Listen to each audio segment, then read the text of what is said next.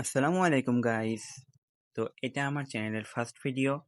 আজকে আমরা যেতে চলেছি শিলেদহ কুটির বাড়ি, কুমারখালী, কুষ্টি। তো এখানে যেতে আমাদের কত টাকা লাগলো, কিভাবে গেলাম, এইগুলো জানতে হলে সম্পূর্ণ ভিডিওটি দেখো।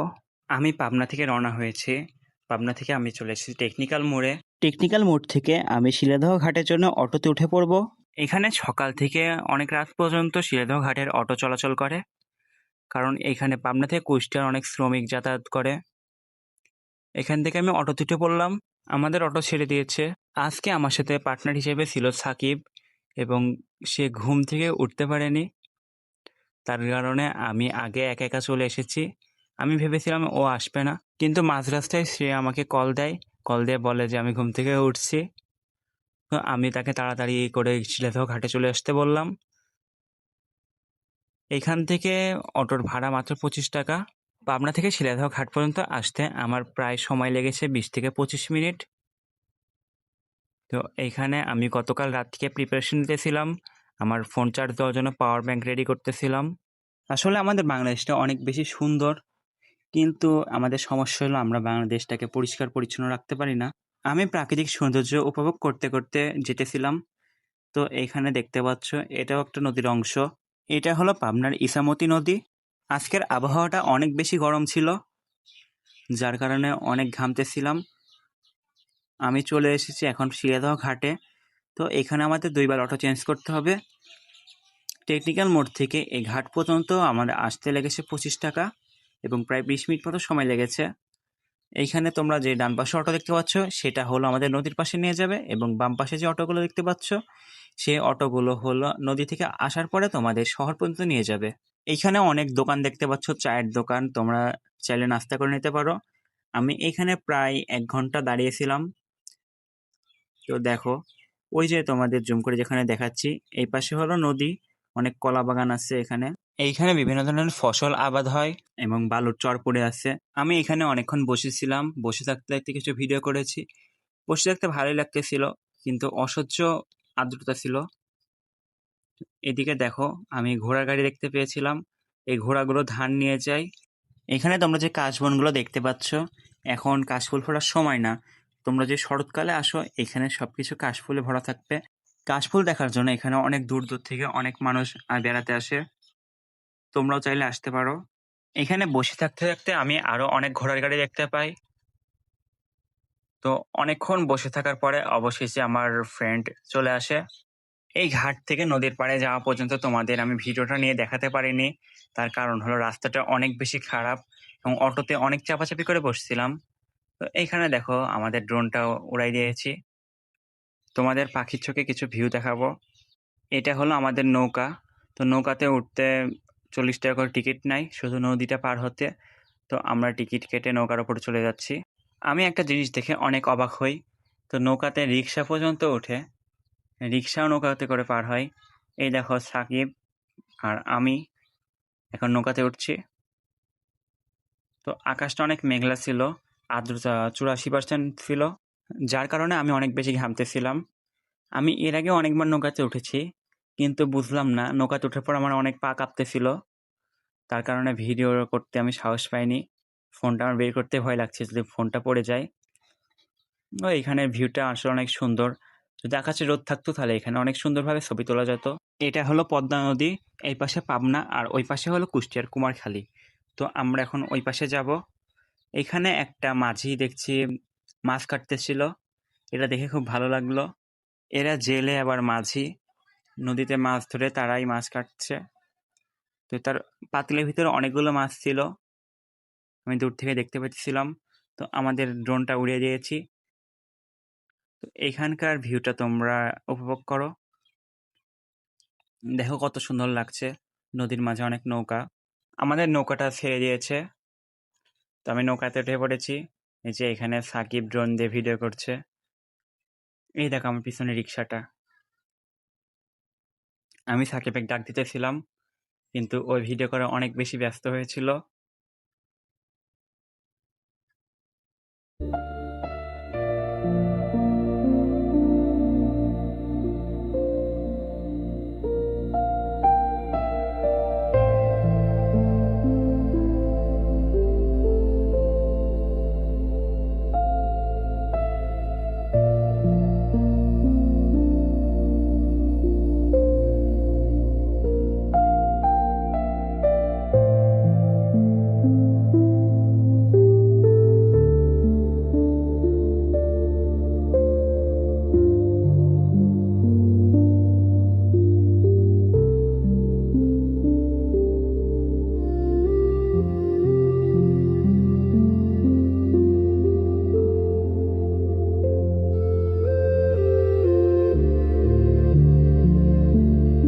তোমরা তখন দেখেছিলে আমাদের নেওয়া সেরা শটগুলো।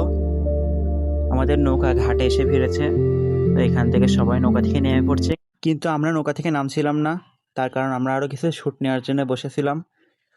তো সবাই নৌকা থেকে চলে যাওয়ার পরে আমরা আরও সুন্দর করে ড্রোনের কিছু ভিউ নিই। এইখান থেকে নৌকাটা অনেক বেশি সুন্দর লাগতেছিল, এইখানকার ভিউটা অনেক বেশি সুন্দর ছিল।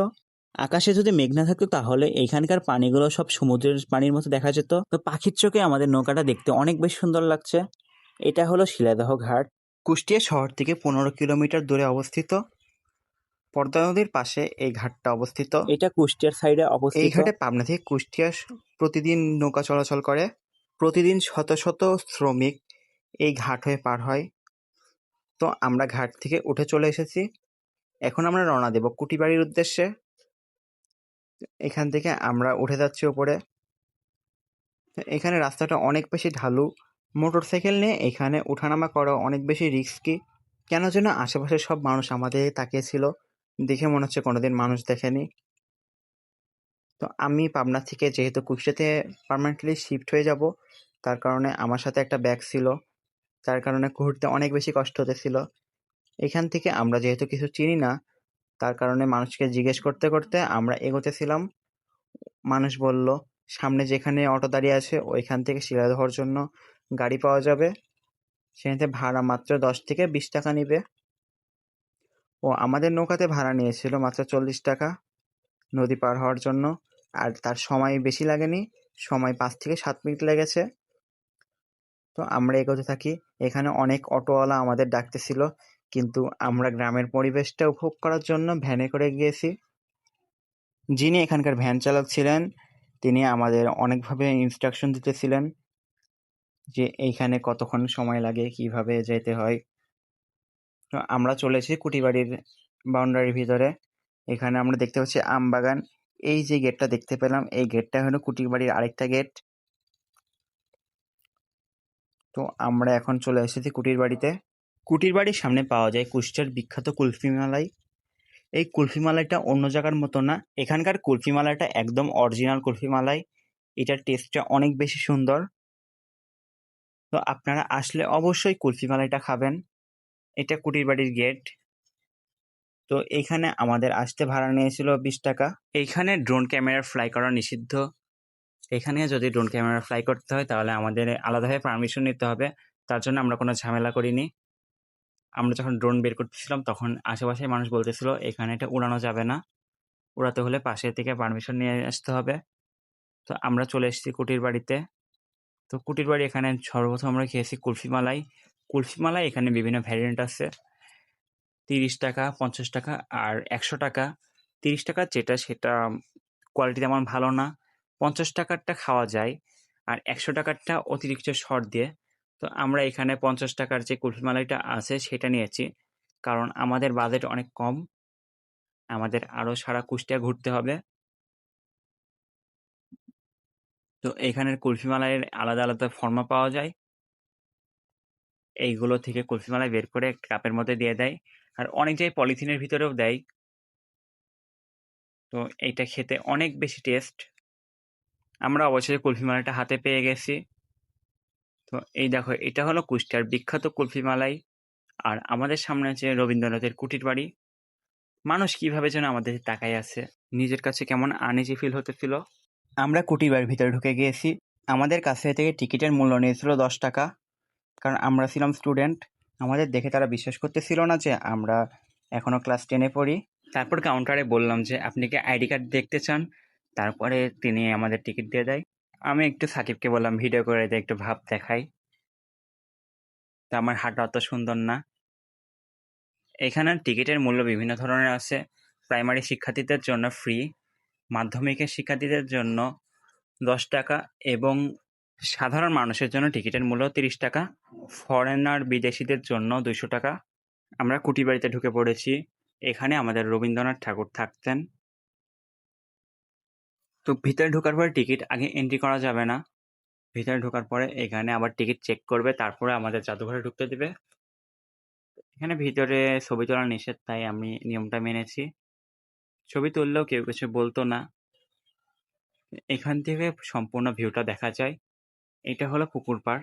তো পুকুর পাড়ে এখানে মানুষের প্রাইভেসি নষ্ট করতেছিলাম ভিডিও করে। অবশ্য কিছু ভালো করে বোঝাইতেছিল না। এখানে শুধু কপতিরা, আর কিছু বললাম না। এখানে আমাদের অনেক গরম ধরে গেছিল। সাকিব সকালে খেয়েছিল না, তার কারণে ওর অসুস্থ লাগতেছিল। আমরা গরমের কারণে ভালো করে কোনো ছবি তুলতে পারিনি, তার কারণে আমরা এখন কুষ্টিয়ার উদ্দেশ্যে রওনা দিচ্ছি। কুষ্টিয়ায় যে কিছু খাওয়া দাওয়া করে সম্পূর্ণ কুষ্টিয়াতে আমরা ঘুরে দেখব। এইখান থেকে আমি কুষ্টিয়ার জন্য অটোতে উঠে পড়লাম। 15 কিলোমিটার ভাড়া 60 টাকা নিয়েছিল। তো আমরা কুষ্টিয়া শহরে খাওয়া দাওয়া করে চলে আসলাম হরিপুর ব্রিজে। এখানে আমরা মূলত এসেছিলাম পোড়া পাউরুটি আর মালাই চা খাইতে। তো হরিপুর ব্রিজের ওই পাশে একটা রেস্টুরেন্ট হয়েছে নতুন, রেস্টুরেন্টের নাম বাঁশবাগান। বাঁশবাগানে আমরা বাঁশ খেতে চাইনি, বাঁশবাগানে আমরা চা খেতে গিয়েছিলাম। এটাই হলো সেই বাঁশবাগান রেস্টুরেন্ট, সম্পূর্ণ বাঁশ দিয়ে ঘেরা।